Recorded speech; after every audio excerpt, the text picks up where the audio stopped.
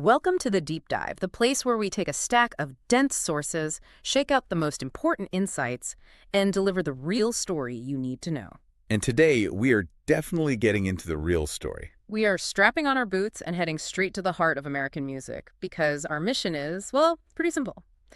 We are uncovering the essential and often deliberately obscured history of African American influence on country music. This is such a crucial and timely deep dive. We're moving far beyond just, acknowledging that Black artists contributed to the genre. Right, it's more than a footnote. So much more. We're looking rigorously at the historical, the commercial forces, specifically the system of segregation, that actively created the narrative we usually hear about country music. And then we'll look at how contemporary artists are working so hard to reclaim that integrated legacy. Exactly. And you, our listener, are going to walk away with a detailed, nuanced understanding of country music's true origins. You'll recognize it as a fundamentally mixed American art form, a perfect tapestry of cultures. And fittingly, our starting point isn't some dusty archive. It's a very recent cultural flashpoint that proved this discussion is, well, it's far from academic. Yes, the 2025 American Music Awards. That was the viral moment involving the country trap artist Shabuzi and the rising star Megan Moroney. They were on stage presenting an award. And Moroney, reading straight from the teleprompter, delivered the textbook line that the monumental Carter family had, and I'm quoting here, basically invented country music. And Shabuzi's reaction, I mean, it was immediate. It was so legible, even with the sound off. Oh, totally. He gave this visible kind of confused side eye, let out this brief, almost pained laugh, and then just quickly moved on to the nominees. It was a 2-second clip that spoke absolute volumes about historical omission. It was just... Yeah, it really was. And it was the visual equivalent of someone shouting, "Check your sources." Yeah, right. And the next day, he crystallized his point on social media, clarifying that his reaction wasn't, personal, it was historical. He posted that when you truly uncover the true history of country music, you find a story so powerful that it cannot be erased. And he framed the music's history so beautifully.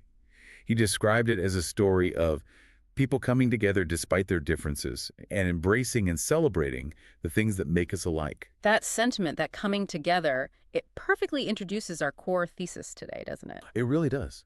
Because while the influence of African Americans was absolutely substantial, trying to view country music as, only Black or only white is just incorrect. It misses the entire point. The crucial thing to understand is that the origins, as one of our sources so eloquently put it, fall well within shades of gray. It's an intrinsically integrated American musical tradition. It was born out of shared geography, shared struggles, and a constant unceasing flow of cross-cultural musical ideas. But that integration, that natural blending, was immediately challenged by the demands of the emerging corporate entertainment industry. And that's where the story gets complicated. To understand how this fundamentally integrated sound was so successfully marketed as a purely white cultural product, we have to look away from the artists for a minute. Right, you have to look at the executive. We have to go back to 1926 and talk about the intersection of business, genius, and, yes, segregation, focusing squarely on the figure of Ralph Peer. Peer was a producer for the Victor Talking Machine Company. And he wasn't just hired to find hillbilly music. That's the simple version. He was hired to create a profitable, categorized market for it. So he was a market builder. An absolute innovator. But his primary goal was maximizing revenue by defining audience silos. He was a businessman first, a talent scout second. And his innovation wasn't just about finding talent, it was about defining the financial structure of the music business itself. Our sources point out that Peer revolutionized the 3-part copyright system. What does that actually mean for the listener? Well, it fundamentally altered the incentives of the entire industry. Before Peer's work in the 1920s, much of the money was in sheet music sales, and the artists themselves often took on most of the risk. Okay. Peer helped establish the modern publishing model. The revenue stream was split into 3 distinct parts. One for the writer of the song, one for the publisher who controls the copyright, and one for the record label selling the physical media. So he streamlined it. He streamlined and standardized it. And by doing that, Peer created this massive financial incentive to find and rapidly reproduce new, cheap, popular content. It became a factory. And where did he learn this lesson in rapid monetized segmentation? He'd already done it. He'd already done it successfully in the Black community. Exactly. He was already known for his groundbreaking, highly successful work in what the industry bluntly called race records. Right. Back in 1920, he'd been instrumental in recording Mamie Smith's blues track, Crazy Blues. And that record was an absolute phenomenon. How big are we talking? It sold over 70,000 copies within its first month of release. 70,000 copies? Yes. In 1920. It's a staggering number, especially when you consider it was for a targeted niche market. It was monumental. It proved, beyond a shadow of a doubt, that there was a massive untapped commercial market for music created by and marketed to African-American audiences. So it created a blueprint. It created the blueprint. Once black blues artists proved the profitability of a niche market, Pierre and Victor needed a comparable profitable niche to sell to white rural audiences. So just to be clear, he was looking for hillbilly music explicitly to compete commercially with the success of black blues artists. That was the commercial imperative. Yeah. And that's what drove him away from the established musical centers like New York or Chicago and down to the Southern Appalachians. And that quest led him to the famous Bristol Sessions of 1927. Yes. Pierre traveled from New York to Bristol, a border town between Tennessee and Virginia, and he set up a temporary recording studio in the Taylor Christian Hat Company building. A hat company. A hat company. This is a place known for its rich, mixed musical traditions, so it was just ripe with talent that hadn't yet been codified or, recorded. And it was here, in this temporary setup, that he launched the careers of two acts that would become the absolute giants of the genre. The Carter family, who were primarily the song collectors and harmonizers. And Jimmie Rodgers, the lone rambling musician known for his unique blend of blues and yodeling. But again, the real significance lies not just in the sound itself, which is already a mixed product, but in the marketing strategy that came after. That's the crucial part. The recording industry imposed a rigid commercial framework that was designed to create clean racial boundaries where, musically, few truly existed in the mountains of Tennessee. And that framework was strict, simple categorization, all for the sake of efficient distribution and sales. Exactly. If you were a white, rural musician, your records were labeled hillbilly records and marketed exclusively to white audiences. And that label, of course, would later be rebranded, first as country and western, and then eventually just country. And, conversely, if you were a black musician, it didn't really matter if you played mountain fiddle tunes, gospel, or blues. Your records were largely categorized as race records. Marketed to black audiences. Yes. And this category, too, was a commercial catch-all. It was the precursor to genres we now delineate clearly as blues, R&B, and soul. This commercial marketing strategy, as our sources point out, profoundly shaped how country music, and really the entire history of 20th century American music, has been remembered. It took a messy, shared, geographically integrated reality and just flattened it into two distinct, racially pure commercial products. And that flattening had real consequences for the historical record. Oh, absolutely. Because here is the essential, often overlooked nuance. Despite this commercial segregation, despite the hard line drawn by marketing departments in New York, on the ground, the lines were constantly crossed. The musicians were still talking to each other. Musicians, styles, songs, they influenced each other heavily. And audiences often listened outside their designated genre box.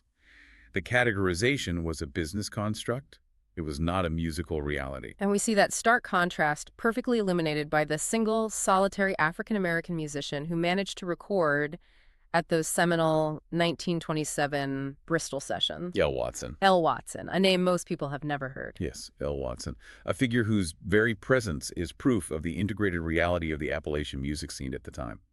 He recorded two sides, harmonica solos with guitar accompaniment, including a track called Pot Liquor Blues. Now, a harmonica solo with guitar accompaniment recorded at the so-called birth of hillbilly music, that sounds like a quintessential country moment. It does. Yet he was recorded, filed, and then mostly forgotten. Which is just heartbreaking. And that's what's so tragic about his story. Yeah. The amount of information we have on L. Watson is almost zero. We know he played two sides. We speculate he may have been a laborer in Johnson City, a town near Bristol, but there are no known photographs. No interviews. No interviews. No substantial biographical records of him beyond the recording itself. And this anonymity, it stands in just excruciatingly sharp relief against the well-established, celebrated, and profitable biographies of his white counterparts. The Carters, Rodgers, they were immediately elevated to stardom, or at least commercial viability. It's a perfect illustration of the industry's decision-making process, isn't it? The industry chose who would be celebrated as a hero of the American narrative. The the white rural figures, and who would remain an anonymous footnote, regardless of their actual talent or historical presence at the very moment of the genre's so-called invention. It really set the template for the next 50 years of omission. What's particularly galling is the realization that Peer, the very person who launched these segregated marketing categories, was also known for his genius in revolutionary practices like paying royalties for songwriting. So he was forward-thinking in some ways. In some ways, yes. Yet, figures like Watson, who were actively present, didn't benefit from the historical infrastructure that immediately elevated others. Okay, so we have the commercial motivation Peer needed a white market to compete with the race record market, which resulted in the arbitrary creation of two categories in 1927. Now that we understand the business framework, let's unpack the musical truth that framework tried so desperately to hide. Right. Moving beyond the business of categorization, we have to delve into the direct, personal relationships, the secret, acknowledged, or sometimes tragically forgotten teachers and collaborators who literally shape the performance style and repertoire of country music's most revered white icons. We discussed the Carter family's launch at Bristol, but the history they told the world was missing one vital person who ensured they even had a repertoire to record. A seamless transition, because the story of their success is utterly dependent on an African-American musician named Leslie Riddle. Leslie Riddle. He was an African-American guitarist, a singer, and a close, trusted friend of A.P. Carter, the patriarchal figure of the Carter family and the group's main song collector. Let's just reiterate a fact that often gets lost in the shuffle. A.P. Carter, despite being the collector and transcriber of hundreds of songs that launched their career, He could not actually write music down. he was musically illiterate in the formal sense. Precisely. And our sources reveal that A.P. Carter depended heavily, sometimes exclusively, on Leslie Riddle. How did that partnership work? Riddle would travel with A.P. throughout the region of Southwest Virginia, sometimes on foot, sometimes by train, to help gather songs, hymns, gospel spirituals, Appalachian ballads, music from rural work camps, early blues tunes. That partnership must have been extraordinary, especially given the social climate of the 1920s and 30s. What was the functional division of labor in that collaboration? The division of labor was absolutely critical. A.P. Carter would often secure the lyrics, but it was Leslie Riddle who would memorize the melodies and the chord changes. So Riddle was the musical memory. He had an encyclopedic musical knowledge and an incredible oral memory. He would hold the tune in his mind, allowing A.P. Carter to later transcribe the lyrics, sometimes adjusting them slightly, sometimes significantly, for copyright purposes. For copyright purposes. Which ensured that A.P. Carter and the Carter family held the legal rights to the songs. Wait. So A.P. Carter, the foundational songwriter of the genre, the man whose name is on the copyright of countless American classics, literally couldn't assemble his repertoire without Leslie Riddle's memory and musical instruction. That is the hard historical truth. This collaboration reveals that country music's first family, the group that defines the sound of early recorded country, was fundamentally indebted to Black musical expertise and oral tradition. Riddle's contribution wasn't just peripheral then. It was the essential, invisible infrastructure of the Carters' success. They had the commercial platform because Leslie Riddle had the musical ear. How is it even possible for someone who provided such a vital service to be completely erased from the official story for decades? The mechanisms were powerful. You had the Jim Crow social structure on one hand and the commercial segregation system on the other. In a segregated industry, a Black musician could not be seen as the equal collaborator or, heaven forbid, the superior musical mind to the white icon. It would have shattered the narrative. Completely. If Riddle was properly credited, it would shatter the narrative of white cultural purity that the hillbilly record category was created to sell. Riddle was only finally recorded himself in the 1960s, decades after his prime influence was exerted. That is a staggering loss. But the influence continues, and this is where that's really interesting, because the foundational sound of an entire subgenre bluegrass was shaped by another overlooked figure. Arnold Schultz. Arnold Schultz. He was a Black guitarist and fiddler from Ohio County, Kentucky, an absolute master musician whose immense legacy is, tragically, relegated to footnotes because of the strict racial barriers he faced during his lifetime. But if you look at the DNA of bluegrass and modern country guitar, Schultz is ground zero. His connection to Bill Monroe, the acknowledged father of bluegrass, is not some theory, right? It's an established historical fact cited by Monroe himself. Absolutely. Bill Monroe grew up poor and self-taught, often accompanying his Uncle Penn, who was a respected local fiddler. Around 1924, when Monroe was just 12 years old, he began following Arnold Schultz around to local country dances and parties where Schultz was the featured musician. And Schultz often played with his Uncle Pen. He did. So Monroe's earliest exposure to professional-level acoustic music, the rhythms, the chords that would later define the Bill Monroe sound, came directly from watching and listening to Arnold Schultz. He was a sponge. He really was. Schultz was noted for his incredible fluidity, his smooth transitions between chords, and his powerful incorporation of the blues into traditional fiddle tunes. He provided the secret ingredient, a specific way of adding rhythm and syncopation, a more driving, blues-infused beat. Which transformed the old Appalachian fiddle and banjo sound into something dynamic and new. Exactly. And Monroe clearly picked up on that rhythmic propulsion. It became a hallmark of bluegrass. But Schultz's impact traveled much further than just Bill Monroe's mandolin technique. His technical innovation fundamentally altered the way millions of people play the guitar today. This is the genius that segregation tried to bury.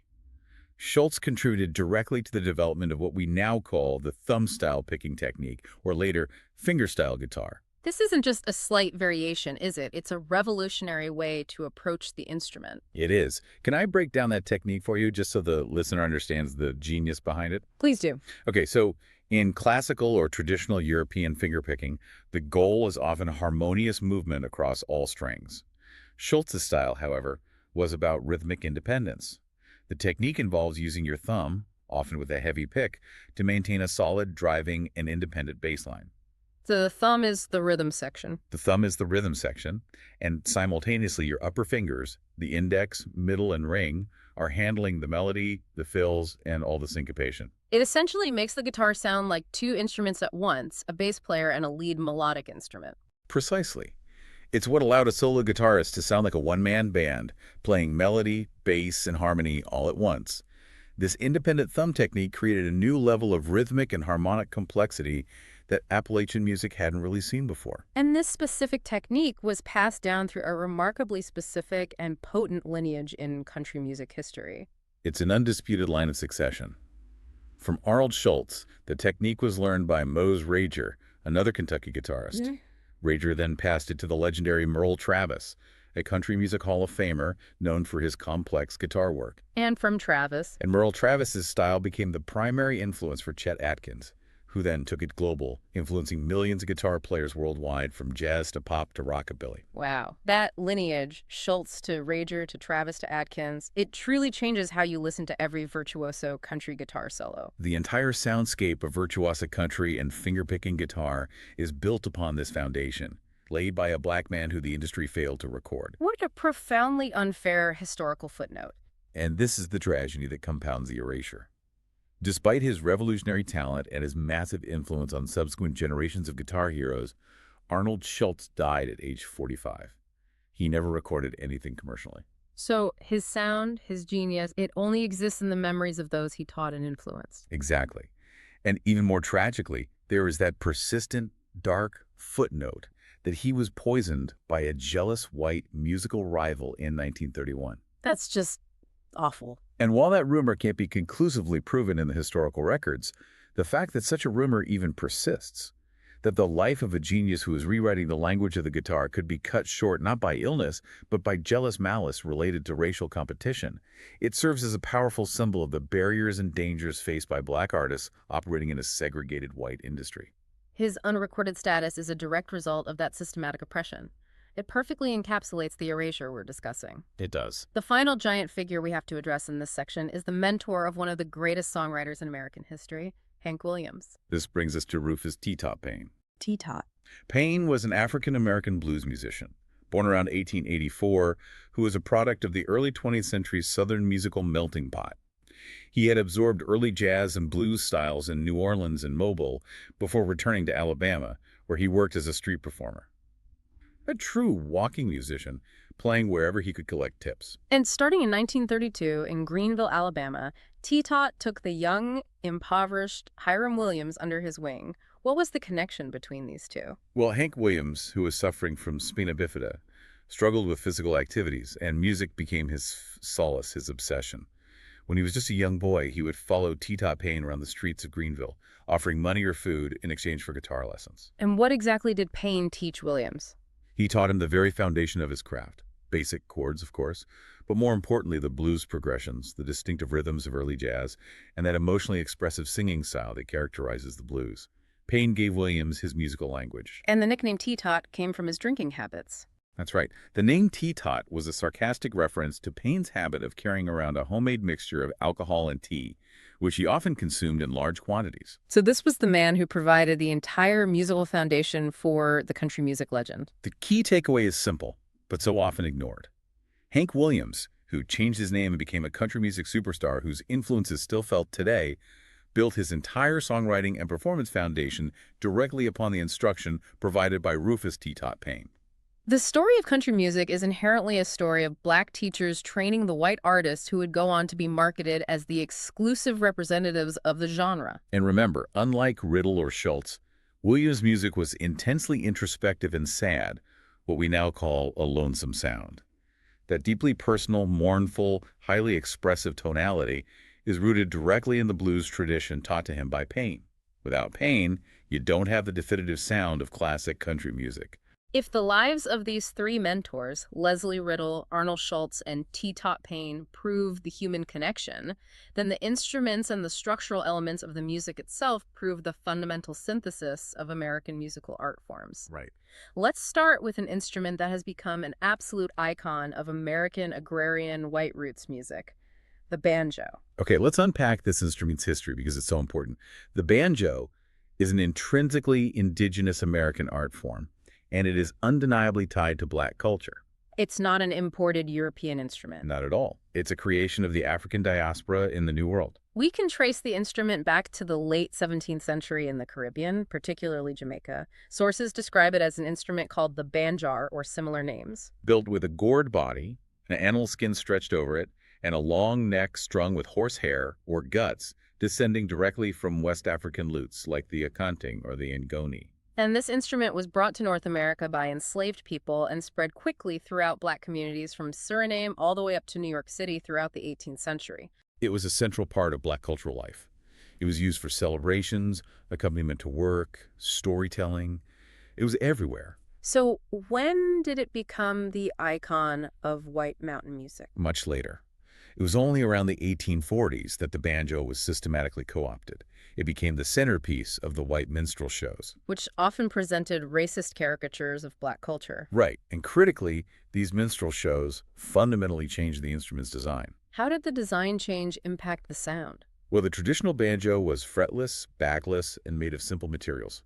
It produced a mellow, intimate, often syncopated sound, very different from the modern bluegrass banjo you hear today. Okay. When white manufacturers began mass-producing them for the minstrel market, they added frets and metal components, which made it louder and sharper, more suitable for stage performance. And then the key cultural shift occurred in the early 1900s. Yes.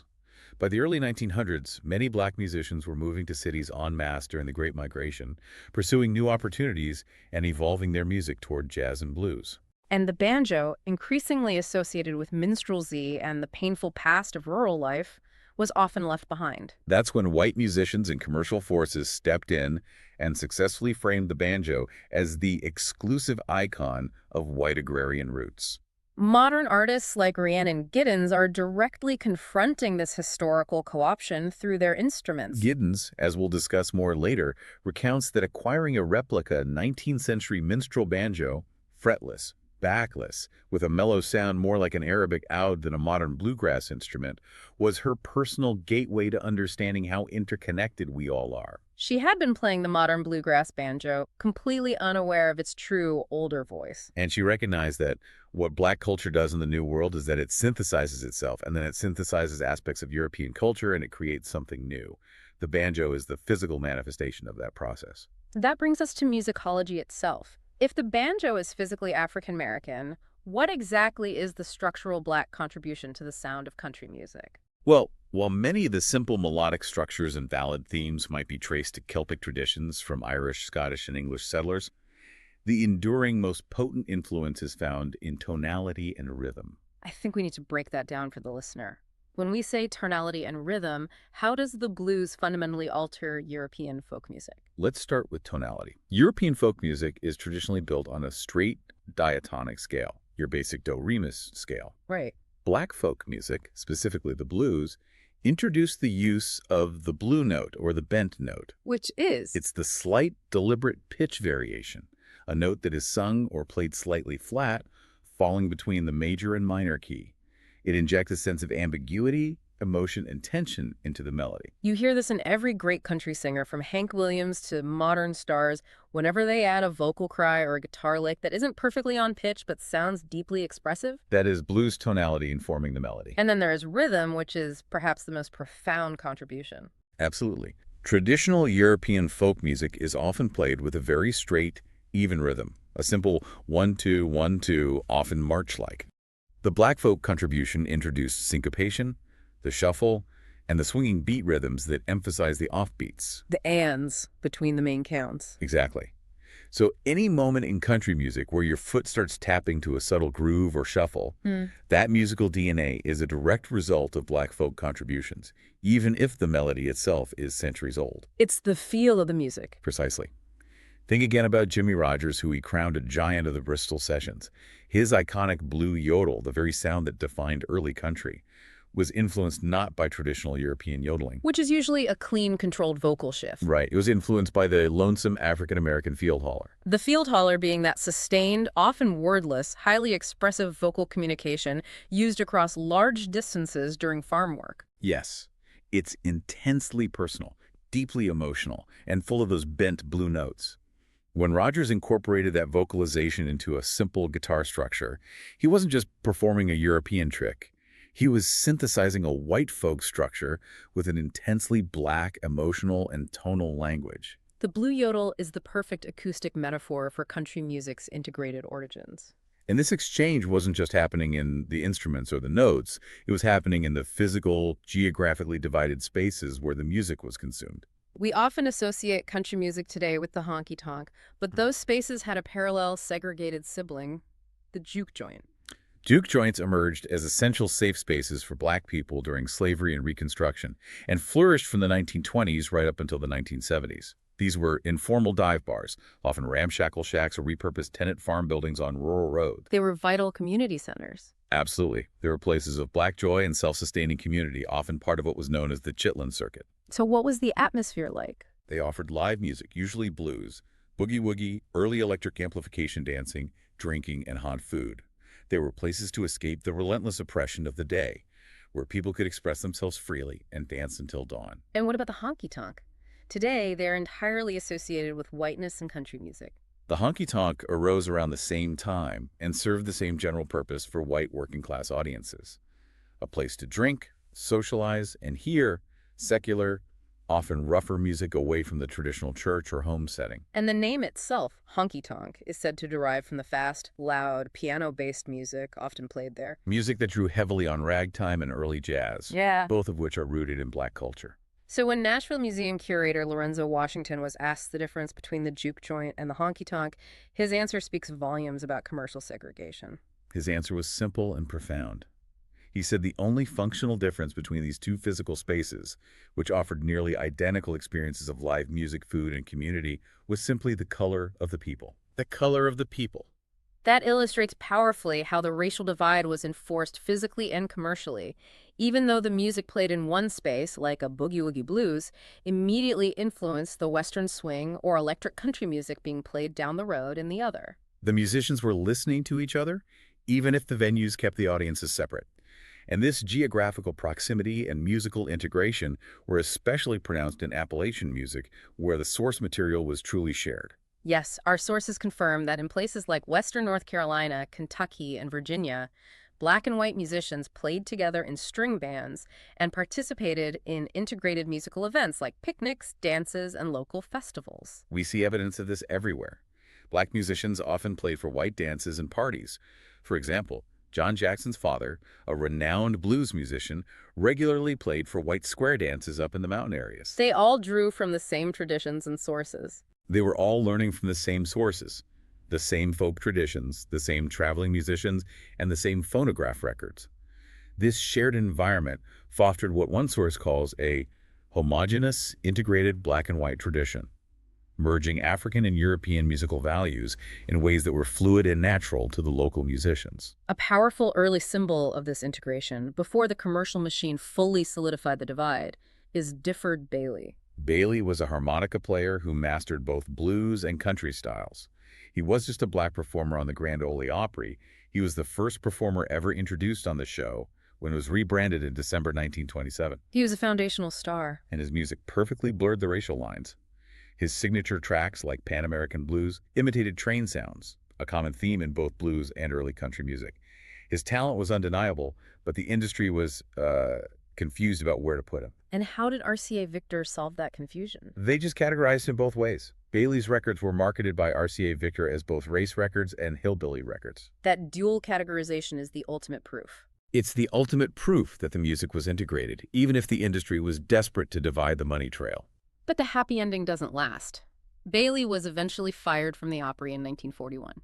Yes, and while the official reason was a licensing dispute over the right to play certain songs, it's widely cited by historians that this dispute served as a convenient pretext.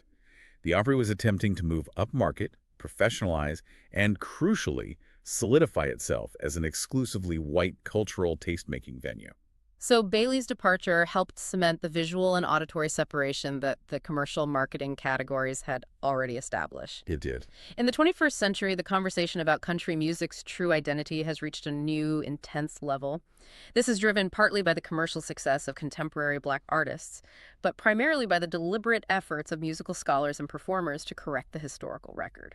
We've certainly seen the increased visibility and commercial success of artists like Darius Rucker, Kane Brown, and Jimmy Allen, which has forced the mainstream industry, and often the resistant fan base, to have these discussions in the media. But what's fascinating is the diverse approaches artists take to navigating the politics of race and genre identity in modern Nashville. We can draw a clear contrast between two historical approaches. On one hand, you have the approach of Charley Pride, the first black superstar of country music, who arrived in the 1960s. Pride was a giant, achieving massive crossover success. How did he handle the issue of race during his career? He actively and consistently resisted defining himself by race.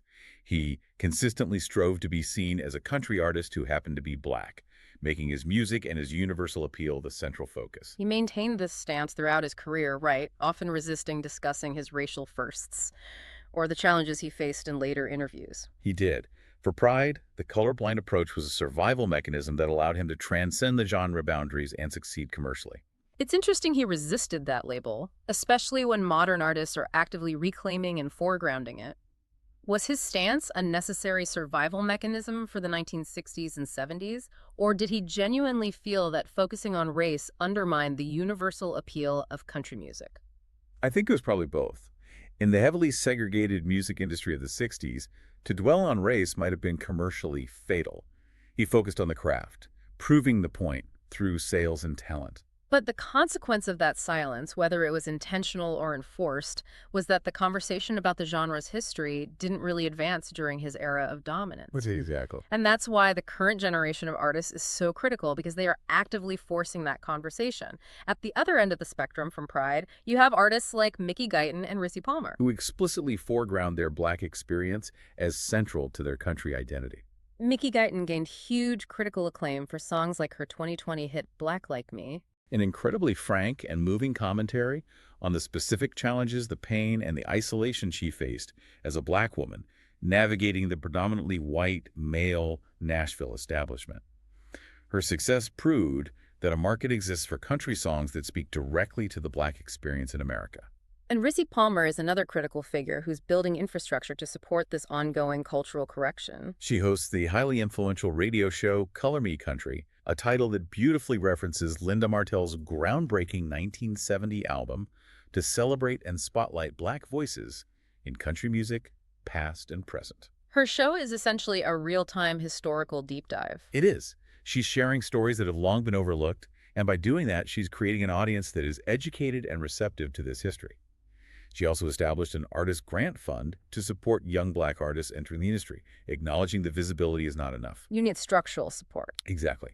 These modern approaches acknowledge that after 100 years of intentional commercial erasure, the only way to reintegrate the history is to explicitly claim the space. But perhaps the artist most determined to use her platform as a tool for cultural recovery and historical correction is Rhiannon Giddens. Oh, absolutely. She doesn't just play historical music.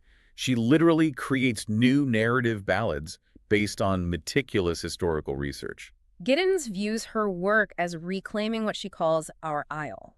She asserts that Black artists have an integral foundational role in American culture that should not be ignored or excluded, especially from roots music. And she's been frustrated by those in the mainstream Black culture who sometimes disregard her work as white music, failing to recognize that she is excavating shared, essential Black American history that the commercial industry categorized away.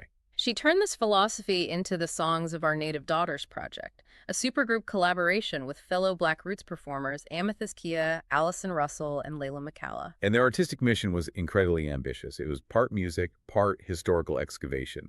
Their mission was to use historical research, often drawing directly from 19th century slave narratives, personal diaries, and historical documents. To create new songs from the perspective of overlooked Black women giving voice to enslaved mothers, Reconstruction-era teachers, and survivors. Let's talk about the specific song inspirations, because they are so deeply powerful and highly specific to the historical research. Okay.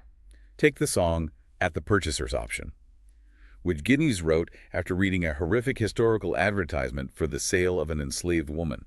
The ad stated that the woman had a baby at the purchaser's option. That phrase, at the purchaser's option, is just chillin'. It highlights the complete denial of fundamental human rights and bodily autonomy, reducing the baby to a commodity. Giddens took that horrific archival phrase and built an entire narrative ballad around it, forcing the listener to confront the human story behind the historical document. It makes history immediate and visceral. Another powerful example is the song Julie. Julie was one of the first songs Giddens wrote for the project, and is written from the perspective of an enslaved woman confronting her owner. In the song, Julie realizes that her 3 children were sold to buy a silver plate for the mistress of the house.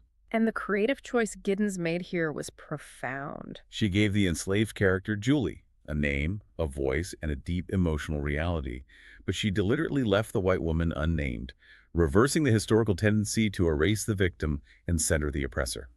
Giddens' philosophical stance throughout this project is powerful, insisting that the focus must be on the survival and the thriving, in spite of the obstacles. She is insistent that the story is not just of horrors inflicted upon Black people, but of Black people doing amazing things to build American culture, creating genres, founding traditions, and surviving through music. By creating these new narrative ballads, she is inserting the erased voices back into the American folk canon. And as she noted, if we can't read our own history, others will write the show for us. That is why this modern movement, from Giddens' historical reclamation to Palmer's advocacy and Guyton's frank political commentary, is so critical. It's about owning and claiming the full, complex, integrated American story before the industry can sanitize it again. So what does this all mean for you, the learner, the listener, who started this deep dive thinking about a 2-second reaction at an award show? We started with the idea that the Carter family basically invented country music. But through this detailed exploration, we've learned that the true inventor was the integrated American musical tradition itself. The primary force that obscured this truth was purely commercial. Driven by Ralph Peer and the immediate profitable success of race records, the industry in the 1920s deliberately created segregated marketing labels, hillbilly and race, that historically fractured the narrative of American roots music. The musical reality, however, was always fluid. It flowed through integrated Appalachian string bands, across the physical barrier of juke joints and honky-tonks, and through the direct, essential mentorship of Black musicians like Leslie Riddle, T-Top Payne, and Arnold Shultz. So country music is not racially pure. It is a layered tapestry woven from African, Celtic, and European traditions. With the fundamental rhythms, the syncopation, and the essential emotional tonality coming directly from Black folk contributions. Understanding this history is crucial to dismantling what some scholars call the kindergarten understandings of race and culture. The simplistic, often false narratives we are taught in early life that reduce complex cultural processes to simple binaries. You now have the necessary nuance to own and claim the full, rich, complex American story. And that leads us to our final provocative thought for you to chew on, a thought that links the past to the present and demands action from the modern listener. Think again about Arnold Shultz. His revolutionary guitar technique, the independent thumb style, influenced Bill Monroe, Merle Travis, and Chet Atkins, shaping the sound of bluegrass and the entire tradition of modern country guitar virtuosity. Yet because of racial and commercial barriers, he was never recorded, and his incredible life was allegedly cut short at age 45. So here's the question.